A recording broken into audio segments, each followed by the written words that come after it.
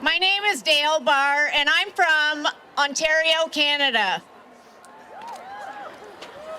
I wouldn't be anywhere else, but here with my brothers and sisters. I drove 10 hours to get here, and I'm very happy to be in Washington with you all.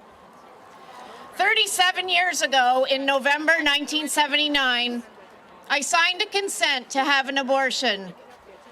I was 16 years old. I remember only bits and pieces of the whole experience. The majority of my memories have been completely repressed. Becoming a nurse and having so many unanswered questions were factors that led me to request a copy of my hospital record of the abortion procedure. I have a deep desire to know the truth, and I believe that when it is revealed, I will understand who I truly am and will be totally set free.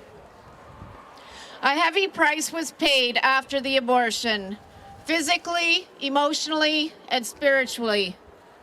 For 10 years, I was in denial, and I worked very hard at keeping the abortion a secret. I went from achieving good grades in grades 9 to 11 to barely passing in grade 12. I struggled through college. Dependence on drugs and alcohol and promiscuity became a way of life. I stopped going to church.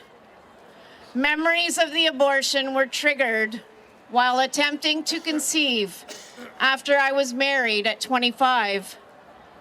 I miscarried 5 times and thought I was being punished by God. Having the abortion affected my whole family. There were so many contributors to that tragic event, including myself, and none of us ever talked about it.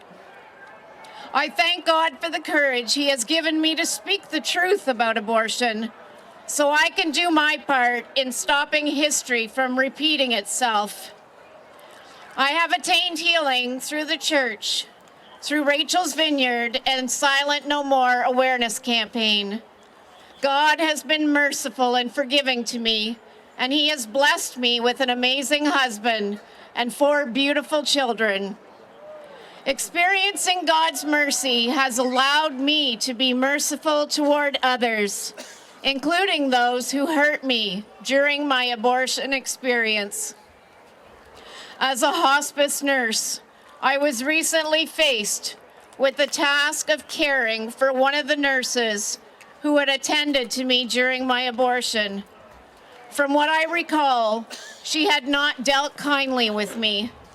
She was admitted to the hospice, extremely agitated and close to death. As soon as I heard her name, I knew who she was because I remembered seeing her signature several times on my hospital record. My whole body went into fight or flight mode. I had a choice to make. I could care for her exhibiting minimal standards for my profession, or I could care for her with deep mercy and compassion. I chose the latter because the Lord had already shown me the same. In the end, she experienced a dignified and peaceful death. My name is Dale Barr, and I regret my abortion, and I will be silent no more. Thank you. Hi. Can you hear me? Yep. Hi, I'm Amy. I had not one. Follow this. I can't see it. I had not one but 2 abortions many, many years ago. It was right when Roe v. Wade was first enacted. I was 20 years old, class valedictorian, pre-med, full scholarship. I was a daddy's girl and a good girl. But I was so disenchanted with the social aspects of our society, seeing body bags from Vietnam, social injustice, assassinations of my heroes. I got mixed up with a misguided group, learned some things I didn't need to know, and I got pregnant. My boyfriend and I We didn't know what to do. We were naive. We're 20 years old. We went to the University Health Center for advice because we figured they were so well put, we were so naive, and they looked so professional, they'd give us the right ideas what to do. Immediately, the nurse told me I was lucky, I wasn't that far along, and it'd be easy to take care of. And then I asked her again, and she said yes, and we counted the weeks. I trusted her, and I had the procedure. I went back to my classes, and that year I was taking embryology and genetics. And after looking a long time at those diagrams of chick embryos, I came to the slow realization that maybe I'd been duped. And I swore I'd never have it happen to me again. A couple years later, I married that boy. And we were both getting ready to graduate. We had high aspirations, poorer than church mice, totally broke. But I wanted to go to medical school, University of Chicago, and he was all set to start his master's. And then the test came back positive. All of a sudden, all those dreams were nothing to me, and all I wanted was that baby. But instead of happiness, I was met with anger and frustration and a lot of arguments saying, it'll ruin our careers, it'll ruin our life together, and a lot of threats of divorce. It was very dark. And then I prayed to a God I didn't really know, and I put all my eggs in one basket. And I said I would write a letter to a person I trusted and believed in, that he would be able to help us out financially and emotionally so I could have his grandchild. I really knew he would help me. A week later, I got a letter, $400, and a note that said, don't be stupid, don't ruin your life, there'll be other children. With that, my hope died, my soul felt dead. I made the appointment and I killed my baby. Remember, in abortion, there's always more than one victim. Why do women that have had abortions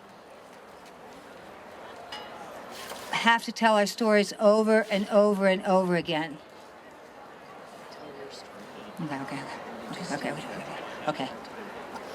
It's because when I was in East Berkshire, Vermont, one day, I sat in a church and I heard a quiet voice. It was the voice of Jesus Christ. And he told me, trust in me. Trust in me instead. And after that, I could be silent no more forever. Okay. Hello. My name is Jennifer Kraft. I'm from Fargo, North Dakota. About 14 years ago, I had 2 abortions, 5 months apart. Both pregnancies were a result of an affair with my drug dealer. Since early childhood, I had suffered with mental health and drug addiction issues. My husband argued that it was best for our marriage and our 3 young children to end the first pregnancy. The second one I carried and aborted in secret. There were some terrifying similarities in the process between the abortion mill in downtown Minneapolis and the only small clinic in North Dakota that still performs abortions. Both facilities had low lighting. Neither clinic had any interest in my long list of medications or past medical history. I was asked if I wanted counseling, but it was not required. I was told to undress and wait on the exam table at both clinics. And when the doctors entered the room, they already had their surgical masks on. I never saw their faces, and one of them never even spoke a word. The other doctor only spoke to ask a nurse how many weeks along I was. Then he shook his head, and knowing I was further along than was legal, he proceeded with the abortion. I knew this was all horribly wrong when I heard the machine start, but I was afraid that it was too late. I could feel my baby trying to move away, and I felt her being removed from my body. I felt sick, like my heart had been ripped out, and nothing would ever be the same. In the recovery room, I cried uncontrollably. A woman came and patted my arm and said, "It's okay, honey. You did the right thing for you." 4 days later, I attempted suicide and was committed to the state hospital. I am tired of being lied to. I am tired of people telling me that it's okay or that I did the right thing for me. And that is why I will be silent no more. Thank you. My name is Debra. I had an abortion because I was nervous about being pregnant at 17 and because my boyfriend wanted me to have one. When I went to Planned Parenthood, the worker told me that I wouldn't be aborting a baby because it was nothing more than a blob of cells. She told me I would have to forget about going to school if I decided not to have an abortion. I scheduled the appointment. Because it was against the law in 1975 for a minor to have an abortion without parental consent, the woman from Planned Parenthood told me to bring a legal ID from someone else and not to tell my parents. As time went on after the abortion, I tried to hide my shame. There were physical aspects of the abortion that were bothersome, but nothing like the shame from having an abortion and the guilt for both the abortion and the lies I had to tell to get it. A few years later, a friend of mine brought me to the Lord, and I had accepted Christ as my Savior. I began to see that abortion is murder, and the guilt and shame were at its worst. Years later, thoughts of that day kept coming back to me over and over again. I realized that I had done the most awful thing I could ever do. I paid someone to kill my unborn baby. After that, I felt that I should suffer. I felt cheap and unworthy. Even though I didn't think that I was worthy of God's forgiveness, the pain was too much, and I decided to go to Him anyway. God's love and forgiveness came, and eventually the images stopped. A friend of mine told me about the recovery program at Rachel's Vineyard, where I found healing. But the best was yet to come. When God forgave me, He turned the situation into something good. I got involved with pro-life groups and went to rallies. I realized that my shame and guilt were now gone. An unborn baby is a human being and deserves to be nurtured and treated as such. The intimidation tactics of Planned Parenthood to get me to have an abortion, the abortion procedure, and the physical and emotional aftermath are too painful for any woman to have to deal with. This is why I am silent no more. Amen. Thank you. Hello, my name is Mary Jean, and I'm from Atlanta. In 1973, I had an abortion. The airline I worked for required that all flight attendants who became pregnant must retire. Abortion seemed like the only means of my survival. I was living in a new city, abandoned by the father, and afraid to go to my home of origin. The fear, guilt, and shame were more than I could live with. I flew to LA, where I had a relative who took me to Planned Parenthood. I was then referred to one of their clinics. I was given anesthesia before the procedure. I never saw the doctor, nor did I have any idea what was going to happen to me. I remember the nurse wheeling me in, and I remember begging God to forgive me because I felt I had no other choice. While in the recovery, I was told I had been screaming and asking God to forgive me. I learned later that I had a D&C because I had scars and adhesions that would have prevented me from becoming pregnant again. Immediately after the abortion, I felt a sense of relief. However, inside, I felt like a person made of stone. All my feelings shut down except for extreme anger.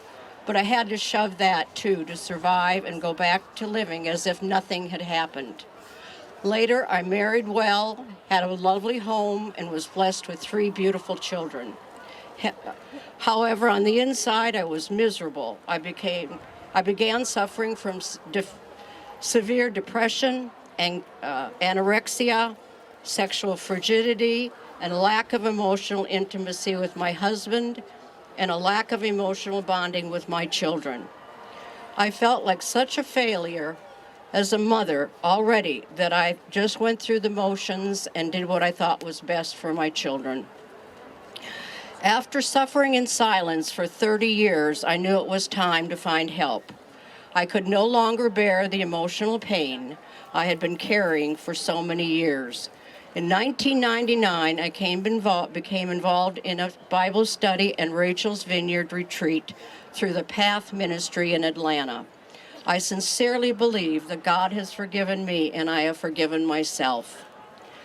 The truth about the pain, guilt, grief, and suffering of those who have had an abortion has to be told. The truth about the effects of abortion on relationships, families, and communities need to be exposed. That is why I am silent no more. Good afternoon. I am humbled and honored as I stand before you today as I share my testimony with you and to attest to the destructiveness of abortion. My name is Liz Youngs from Atlanta.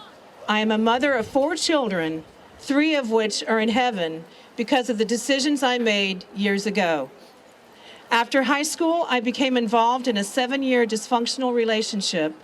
I got pregnant twice during that relationship and aborted those 2 children. I knew it was wrong, but tried to justify it. We were both deep into alcohol and drugs. I wasn't ready or well enough to be a parent, and neither was he. I was embarrassed to be pregnant out of wedlock. After that relationship ended, I jumped right into another destructive one. Once again, I found myself pregnant.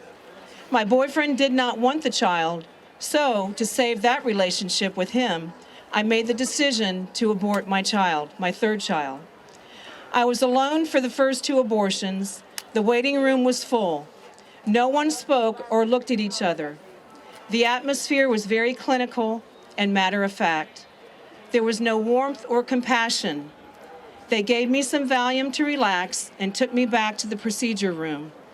I was petrified and wanted to run out, but I talked myself into going through with it.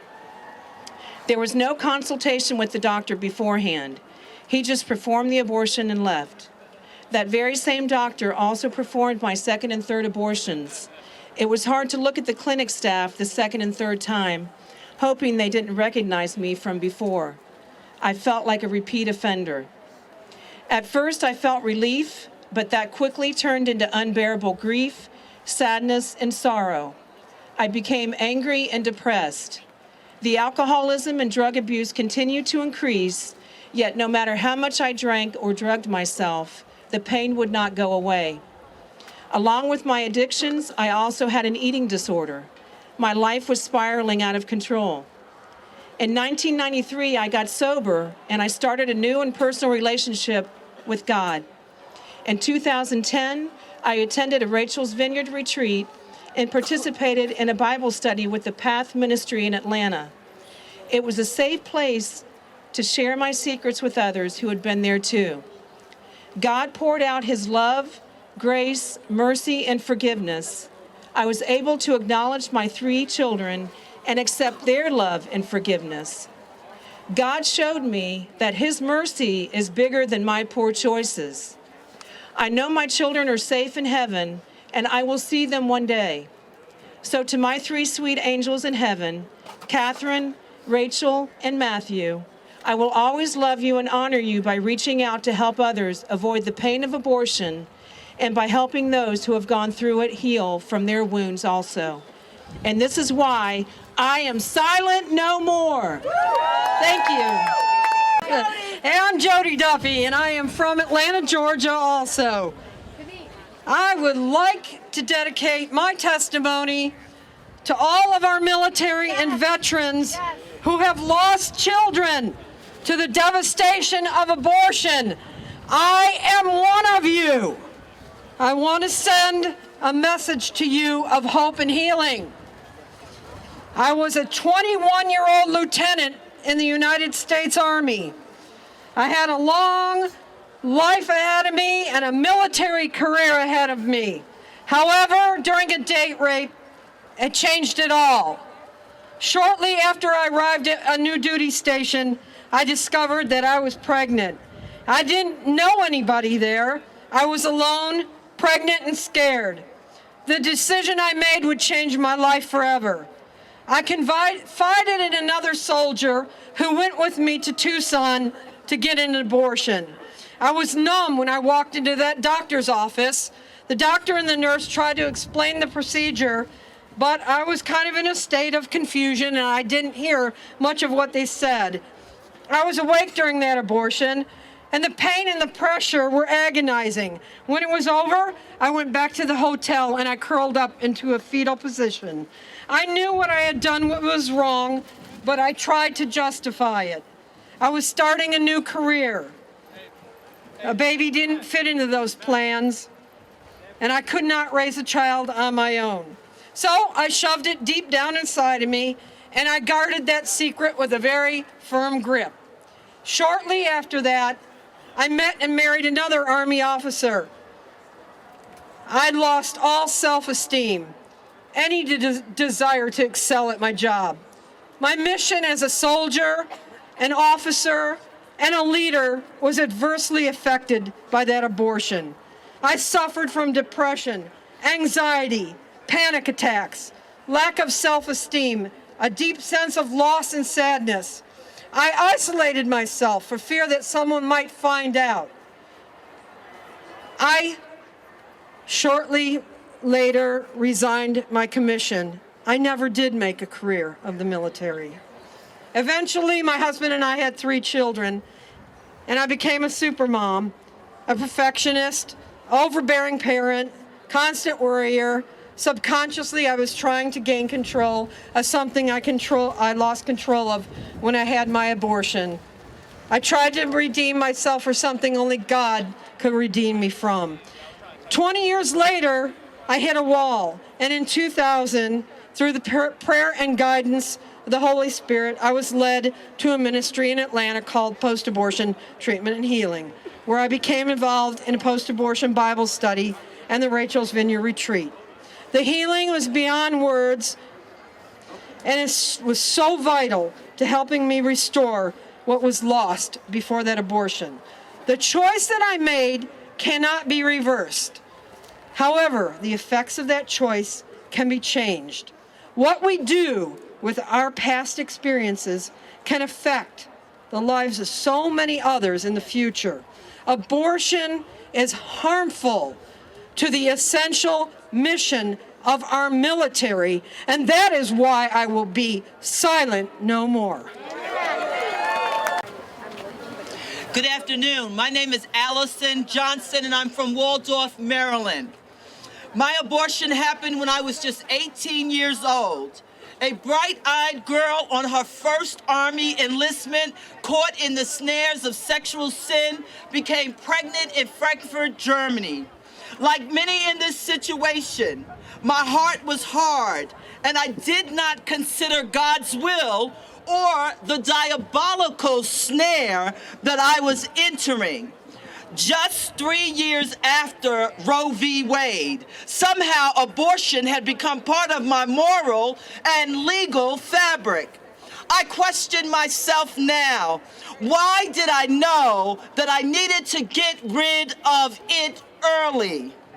It would not be until some 20 years later that I would truly face my abortion experience and weep over what God weeps over. Unfortunately, I am a textbook representation of the statistical consequences of women who have had an abortion. First, I have never been able to conceive a child. I am infertile. Second, I was diagnosed with breast cancer in 2011 and have had a double mastectomy and numerous surgeries. I tell you this not so you will feel sorry for me, but to help you understand that this so-called choice hurts and maims women. But through the rubble and lies of my abortion, my God is victorious and has given me a voice, and I am silent no more. Since 2003, I have led abortion recovery Bible studies for over 100 women. I believe that the natural place for abortion recovery is in the local church. In 2013, we realized that women were getting healed, but were not educated about the abortion industry or empowered to give their testimony and say, I regret my abortion. It grieved the heart of the Father. Since 2013, we have empowered 20 women who can unashamedly, while totally healed, also proclaim that they are silent no more.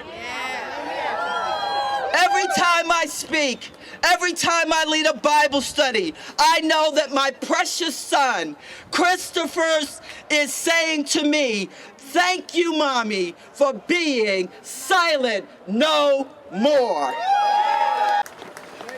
Good afternoon. My name is Bethany Williams, and I'm from Crofton, Maryland. I came into relationship with Jesus Christ at the tender age of 10 years old. Knowing sex outside of marriage was sinful, I intended to preserve my virginity for marriage. Also, being a passionate and affectionate person, I knew I would face challenges maintaining that goal. I mistook my first intercourse experience as a love exchange. It wasn't. Even though I wanted his love, I never intended to disobey Christ in order to receive it. I was pressured to have sex on my 22nd birthday, repeatedly saying, no, I'm saving it for marriage, but eventually I allowed it to happen. We had no protection. We knew about unwanted pregnancy. We allowed it to happen anyway.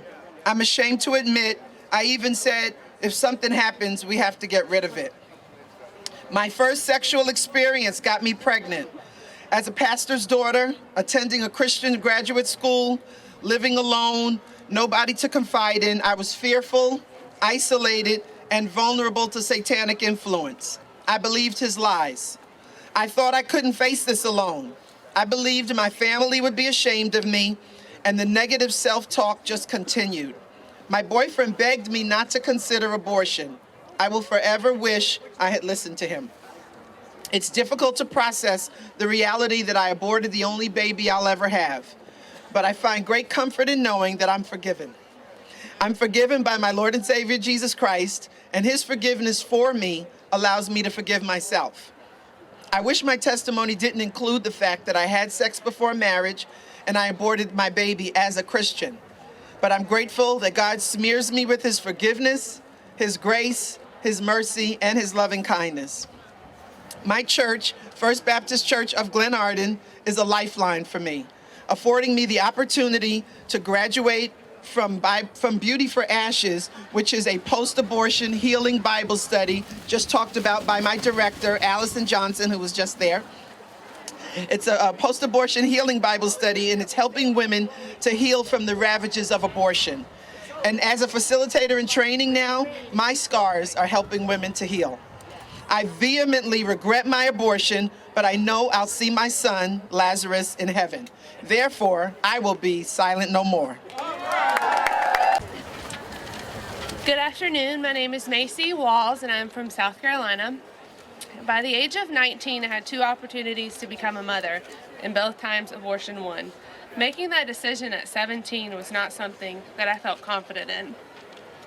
With my closest friends and family around me, I still felt alone. Abortion seemed to be the easy road out. My first experience seems to be a blur. I remember driving to the clinic and leaving the clinic, but I draw a blank when it comes to the hours in between. My second experience was complete opposite. I remember every second. I remember the protesters outside and the hurtful words being shouted at me in hope that I would turn around and go home. The waiting room was filled with broken women and short conversations to pass the time. But what stood out most to me was what the doctor said to me as I was laying on the table He said, "I remember doing your first procedure. What happened to you?" First came relief, then substance abuse, and finally depression. I turned away from anyone and everything that brought happiness. The only thing I wanted to do was escape from reality and from my past. It took me 5 years to finally break down and realize I couldn't do it anymore, and that I couldn't do it by myself.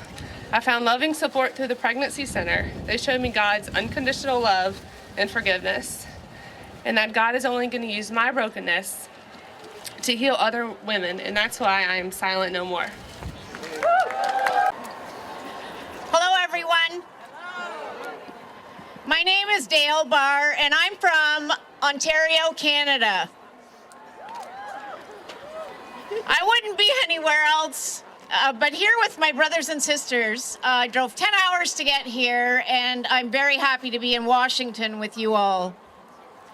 37 years ago, in November 1979, I signed a consent to have an abortion.